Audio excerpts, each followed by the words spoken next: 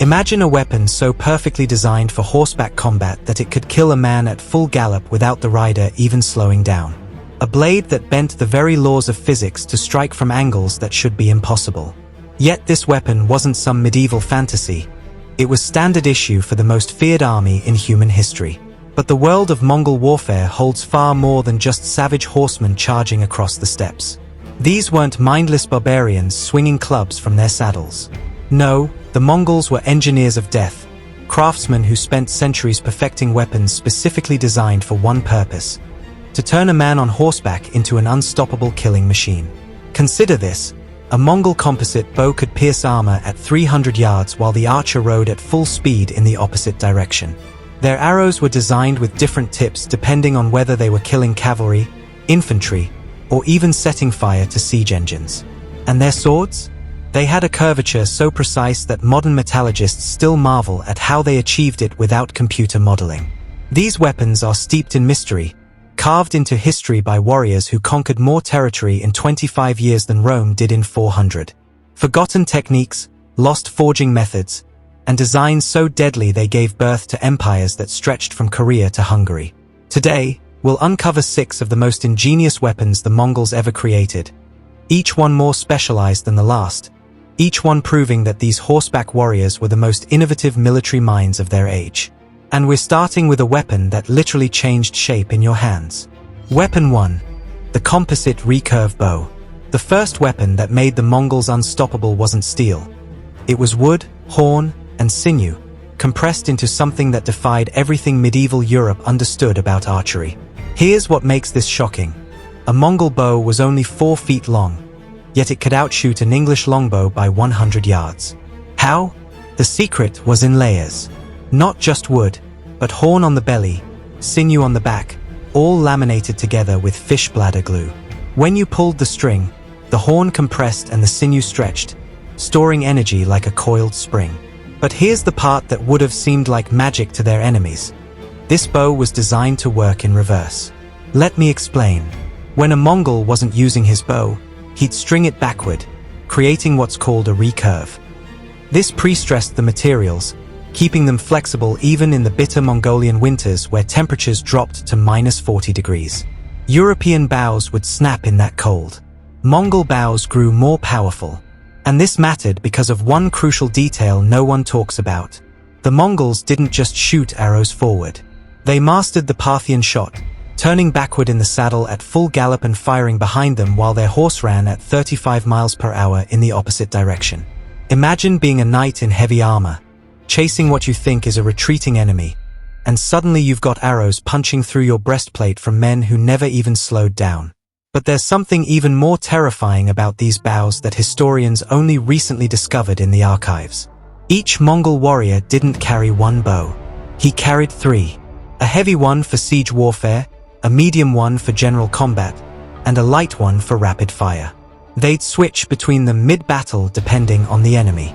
Infantry approaching, heavy bow, armor-piercing arrows. Light cavalry skirmishing, light bow, fire as fast as you can knock. And those arrows? They weren't just pointy sticks. The Mongols had at least 15 different arrowhead designs, each for specific targets. Flat, broad heads for horses. Narrow, armor-piercing heads for knights. Whistling arrows that screamed through the air to signal troop movements. Even incendiary arrows wrapped in oil-soaked fabric to burn siege equipment. But here's where it gets truly ingenious. The bow's power wasn't just physical, it was psychological.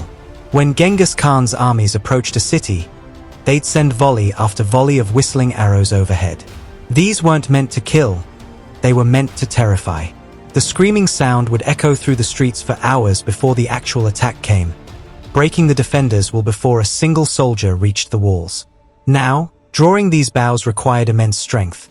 Estimates suggest a pull weight of 100 to 160 pounds, nearly twice what most humans can handle.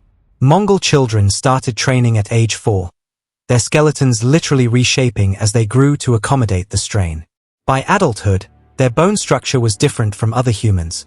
Archaeologists can identify Mongol warriors' remains just by looking at their shoulder joints and finger bones. But even the most powerful bow in the world is useless if you run out of arrows, Which brings us to a problem that should have crippled the Mongol war machine. Except they solved it in a way that still baffles military historians. Each warrior carried 2 quivers with 60 arrows total. In a sustained battle, an experienced archer could empty both in under 3 minutes. Yet Mongol campaigns lasted months, sometimes years, deep in enemy territory thousands of miles from home. How did they keep shooting? The answer reveals just how sophisticated their logistics were, and it directly connects to the next weapon, because resupplying arrows required something most people don't associate with nomadic warriors. Portable workshops and a blade that could reshape the battlefield in more ways than one. Weapon 2. The Mongol saber. The weapon that replaced the bow when distance collapsed was a sword unlike anything medieval Europe had ever seen. And it had to be, because fighting from horseback demands physics that ground combat never considers. Here's the brutal reality. If you swing a straight sword from a galloping horse, the blade catches in your target and gets ripped from your hand. You get 1 kill, then you're unarmed. The Mongols needed something different, something that could slice through an enemy and keep moving with the momentum of the horse. Enter the Mongol saber, a curved blade with a secret most people miss. The curve wasn't decorative. It was a mathematical solution to kinetic energy transfer. When a curved blade strikes at speed, it contacts the target progressively, from tip to base, creating a drawing cut. Think of it like slicing tomatoes. You don't push straight down, you pull the blade through. The curve did that automatically, at 30 miles per hour, with the weight of a horse and rider behind it. But here's where it gets fascinating. The curve wasn't uniform. Master smiths would forge these sabers with a very specific geometry, a gentle curve near the hilt, increasing toward the tip. This created a sweet spot about 2/3 down the blade where the cutting power was maximized. Hit someone with that section from horseback, and the blade would cleave through leather, cloth, even mail armor, then slide free without catching. And there's something the chronicles mention that sounds impossible, but metallurgical analysis confirms it's true. These blades were differentially hardened. The edge was forge welded from high carbon steel, hard enough to hold a razor edge. But the spine was softer, more flexible iron. This meant the sword could absorb the shock of impact without shattering, crucial when you're swinging at targets while moving at speed. Now, you might think, curved swords, surely those originated in the Middle East, right? The famous scimitars of Arabia? Wrong. And this is where the historical timeline gets really interesting. The Mongol saber design actually predates the Islamic sabers by several centuries. In fact, when the Mongols invaded Persia and the Middle East in the 13th century, their blade designs influenced what would become the shamshir, the kilij, the talwar. All the famous curved swords of the Islamic world can trace design elements back to the Mongolian steppes. But here's the detail that separates the Mongol blade from its descendants: weight distribution. A Mongol saber typically weighed only 2 to 2.5 pounds, lighter than most European swords of the same length. Why? Because every ounce mattered when you're controlling a horse with your knees, drawing a bow with both hands, then switching to a sword in a fraction of a second. The Mongols understood something European knights never grasped. In mounted combat, speed trumps power. And they proved it in the most devastating way possible. When Mongol cavalry clashed with European knights during the invasion of Hungary in 1241, eyewitnesses recorded something that seemed impossible. Mongol riders would circle knight formations, shooting arrows until the knights' horses were wounded or killed. Then, when the knights were dismounted and slowed by their 60-pound armor, Mongol cavalry would ride through at full gallop with sabers extended, cutting down armored men like wheat. One chronicler wrote that he saw a Mongol warrior decapitate 3 men in a single pass. Not 3 swings, one continuous cutting motion that took 3 heads as the horse ran by. The saber's curve made it possible. But there's a darker detail buried in the historical records that reveals just how much thought went into these blades. The sabers weren't just for killing enemies. They were tools of terror. Mongol commanders would have prisoners of war executed by a specific method: a single stroke from horseback at speed. If the executioner was skilled, the blade would sever the neck cleanly, a merciful death. But if the executioner wanted to send a message, he'd aim slightly higher, cutting through the jaw and face instead. The victim would survive briefly, in agony, as a warning to the next city that considered resistance. This wasn't cruelty for cruelty's sake. It was psychological warfare. The saber became a symbol of Mongol mercy or Mongol wrath, depending on whether you surrendered or fought. Now, maintaining these blades in the field presented a problem. Metal dulls, steel chips, especially after hard combat. Which brings us to a piece of equipment most people don't associate with weapons at all. But before moving on, I would like to ask you for something. If you like these documentaries and want to support me, please consider subscribing. It's free. But the real genius was what they carried next to that saber. A weapon that wasn't designed to kill in glorious combat, but to make sure the enemy never reached you in the first place. Weapon 3, the lance. When distance closed and arrows couldn't fly, when the saber was still too close for comfort, the Mongols had a weapon that gave them one perfect moment. A spear designed not for stabbing, but for shattering formations at the instant of contact. Here's what people get wrong about Mongol lances. They think of heavy European lances, 12-foot monsters couched under the arm, designed for jousting. The Mongol lance was nothing like that. It was lighter, shorter, usually 7 to 9 feet, and here's the crucial difference. It was meant to be thrown, used overhand, or couched, depending on the situation. Versatility was everything. A European knight had one technique, a Mongol warrior had 5. But the real innovation wasn't the wood shaft, it was what they put on the end. Mongol lance heads were forged with a narrow, armor-piercing point backed by small lugs or wings. Here's why that mattered. When you punch through armor or heavy cloth with a narrow point, the weapon can get stuck, trapped by the material collapsing around it. Those wings prevented that. They acted as stops, keeping the blade from penetrating too deep, allowing the rider to pull back and strike again in the same charge. Think about the physics of that for a second. You're riding at full gallop, that's 30 to 35 miles per hour, and you drive a steel point into a man's chest. The momentum wants to rip the weapon from your hands or drag you from the saddle. Those small wings absorbed the shock, let the lance penetrate just enough to kill, then freed it for the next target. And here's a detail that shows up in Persian chronicles but almost never in Western accounts.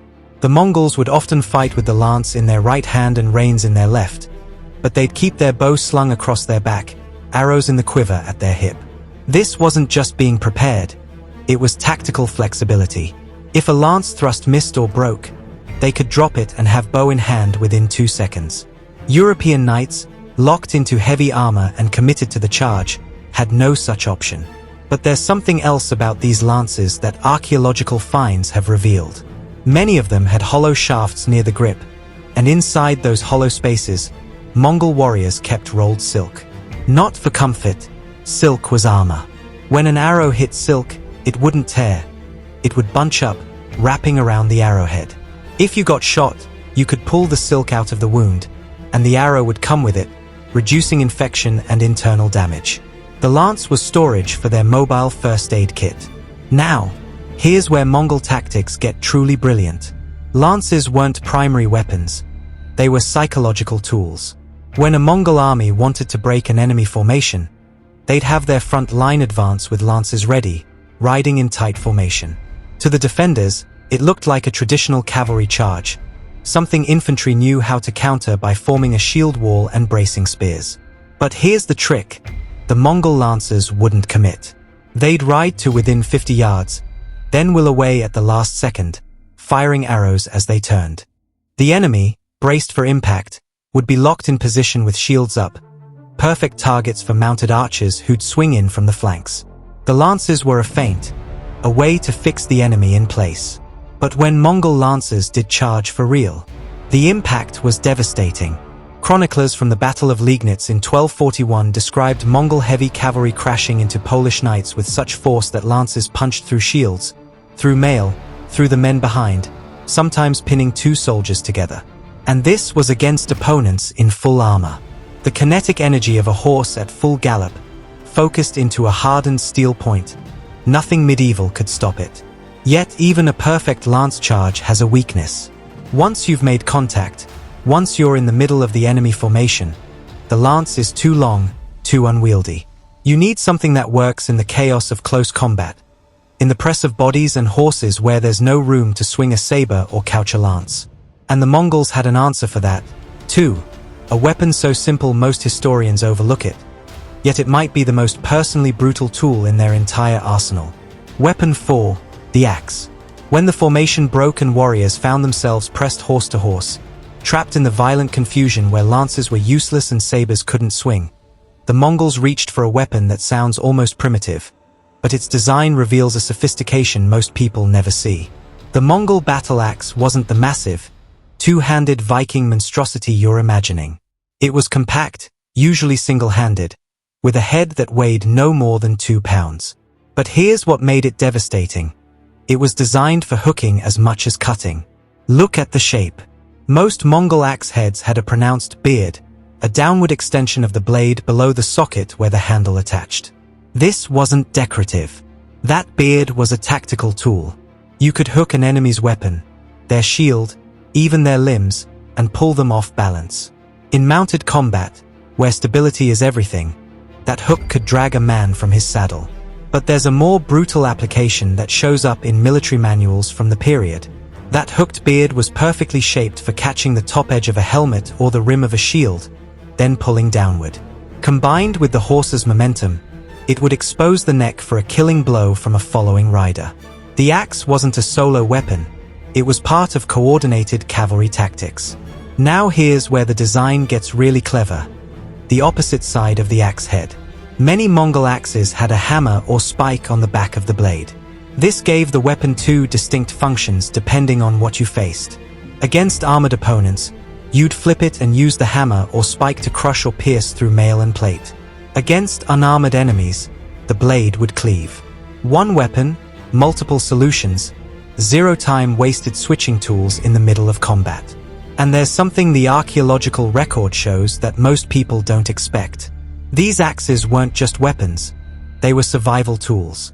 The same axe that split skulls in battle would cut firewood, butcher horses for meat, even double as a hammer for tent stakes. The Mongols were practical to a fault. Every piece of equipment had to justify its weight.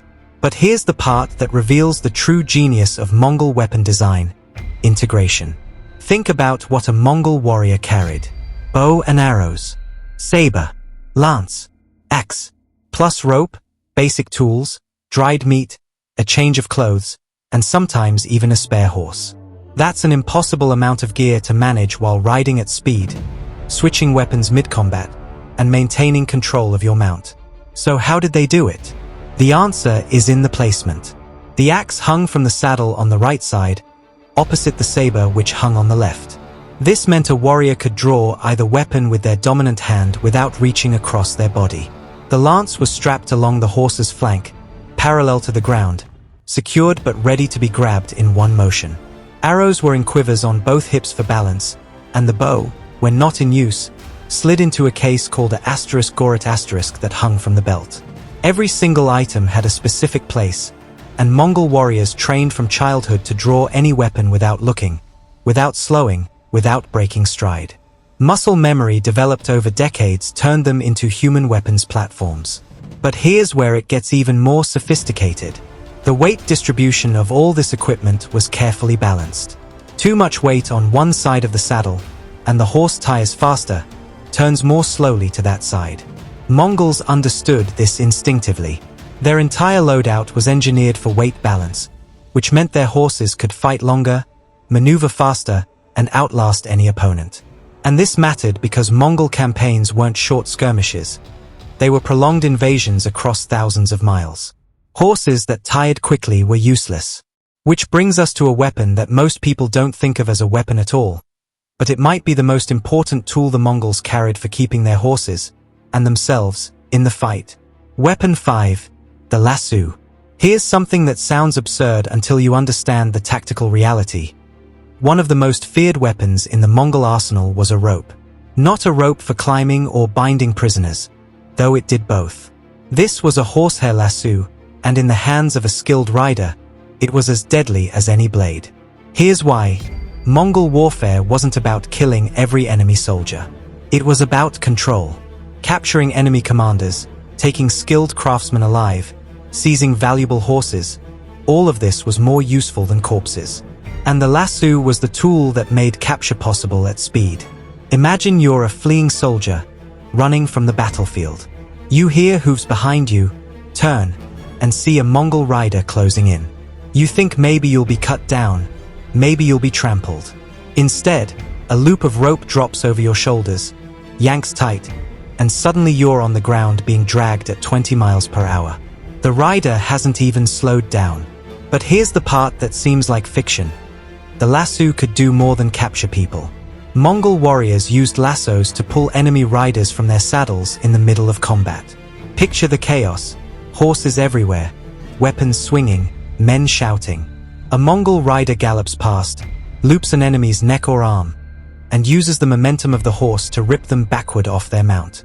The captured soldier hits the ground, stunned or dead from the fall, and the Mongol is already circling back for another target. And there's a detail in the Chinese military chronicles that describes something even more impressive. During sieges, when enemy soldiers stood on walls or fortifications, Mongol cavalry would ride along the base, throw lassos up to catch defenders, then gallop away.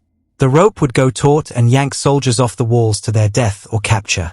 It's almost cartoonish, except it worked. Chinese records describe entire sections of walls being cleared this way before the main assault. Now, you might wonder, how strong were these ropes? Horsehair. That's the secret. Not plant fiber, which rots and breaks, but hair braided from horses' tails. A single horsehair is surprisingly strong, tensile strength comparable to steel wire of the same thickness. Braid hundreds of them together, and you have a rope that can support a grown man's weight, resist cutting, and remain flexible in freezing temperatures. But there's an even more practical reason the Mongols used horsehair. Every Mongol army traveled with thousands of horses. Some for riding, some for food, some as backup mounts. When a horse died or was slaughtered, they'd harvest the tail, braid the hair into rope, and add it to their supplies. The lasso was renewable, field repairable, and quite literally woven from the same resource that powered their entire war machine. And here's where the tactical thinking gets brilliant. The lasso was a ranged weapon that didn't require ammunition. Arrows run out, swords dull and break, lances splinter. But a rope? As long as it doesn't snap, it's infinitely reusable. And if it does snap, you braid a new one from the nearest dead horse. This made the lasso one of the most sustainable weapons in their arsenal. But the psychological impact was just as important as the practical use. Imagine being an enemy soldier and seeing your commander, your leader, the man you trust to get you home alive, suddenly lassoed and dragged off his horse in front of the entire army. The message is instant and undeniable. These warriors can take whoever they want, whenever they want. Resistance is futile. And there's evidence the Mongols used this deliberately. They'd capture high-value targets alive, parade them in front of the defending army, then offer terms. Surrender, and you'll be spared. Fight, and watch your leaders die slowly. Now, the lasso had one more function that connects to the broader Mongol strategy: animal control. The Mongols weren't just conquering armies. They were seizing territory, livestock, entire economies. Lassos let them capture horses, cattle, even camels without injuring them. A dead animal is meat for a few days. A living animal is transportation, breeding stock, wealth. The lasso turned every raid into a profitable venture. But for all the weapons we've covered, bow, saber, lance, axe, lasso, there's one more tool that rarely gets mentioned. Yet without it, none of the others would matter.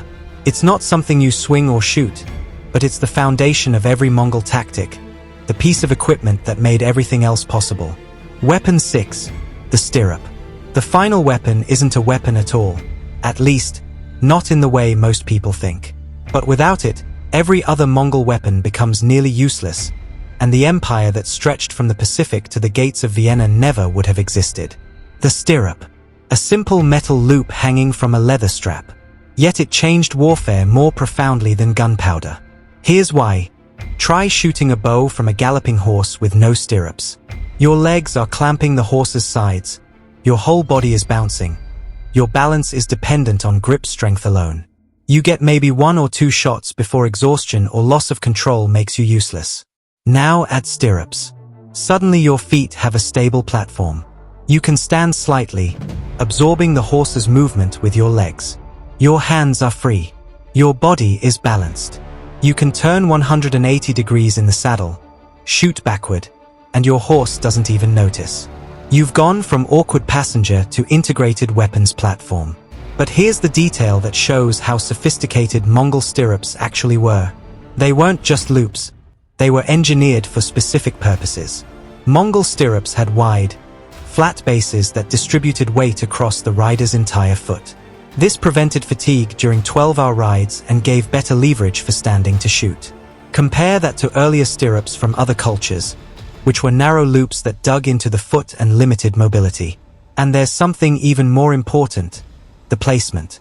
Mongol saddles positioned stirrups slightly forward of where you'd expect. This pushed the rider's weight onto the balls of their feet, keeping them in a semi-crouched position.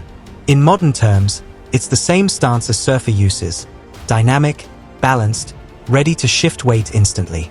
This let Mongol riders lean into turns, absorb impacts from weapon strikes, and maintain control even when the horse reared or stumbled. Now here's where it connects to every other weapon we've discussed. The stirrup made the bow devastating because it provided stability. It made the saber lethal because riders could stand in the stirrups and put their full body weight behind each swing.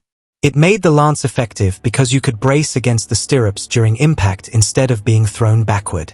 The axe, the lasso, every single weapon was amplified by this one piece of equipment. But there's a historical irony that's almost funny if it weren't so brutal. The stirrup wasn't invented by the Mongols. It came from the Xiongnu tribes centuries earlier, spread through the Turkic peoples, and eventually reached the Mongol steppes. But while other cultures saw it as a convenience, the Mongols recognized it as a military revolution and built their entire tactical doctrine around it. When Genghis Khan unified the Mongol tribes in 1206, one of his first decrees was standardization of equipment, and stirrups were at the top of the list.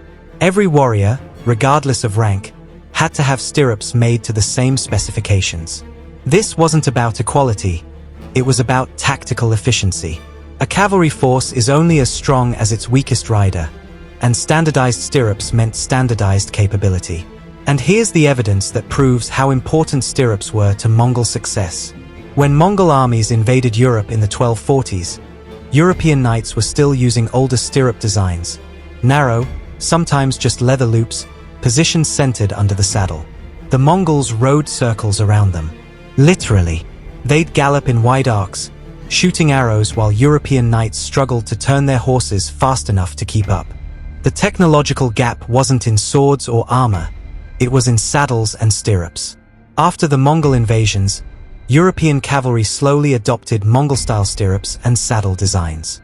It took decades, but by the late 13th century, you start seeing wider stirrups, forward positioning, better balance. The Mongols didn't just conquer territory, they conquered military doctrine. But here's the final piece that brings it all together. The stirrup did something no weapon could. It made the rider and horse into a single unit. With stirrups, you don't ride a horse, you become part of it. Your balance is its balance. Your movements are its movements. And when you have an entire army of warriors who've trained from childhood to merge with their mounts, who can shoot, cut, throw, and maneuver as if the horse is an extension of their own body, that's not an army. That's a force of nature. And that's exactly what the Mongols became. These 6 weapons, bow, saber, lance, axe, lasso, and stirrup, weren't just tools of war. They were the physical embodiment of a culture that lived on horseback, that understood mobility was survival, and that refined the art of mounted combat to a level never seen before or since. Every weapon designed for speed. Every tactic built on flexibility. Every piece of equipment tested across thousands of miles and perfected through generations of warriors. The Mongols didn't conquer the largest land empire in human history through brute force. They did it through innovation, adaptation, and an understanding that the right tool, in the right hands, at the right moment, could change the world. If you enjoyed this documentary and want to support the channel, please consider subscribing. It helps us keep bringing you these deep dives into history's greatest warriors.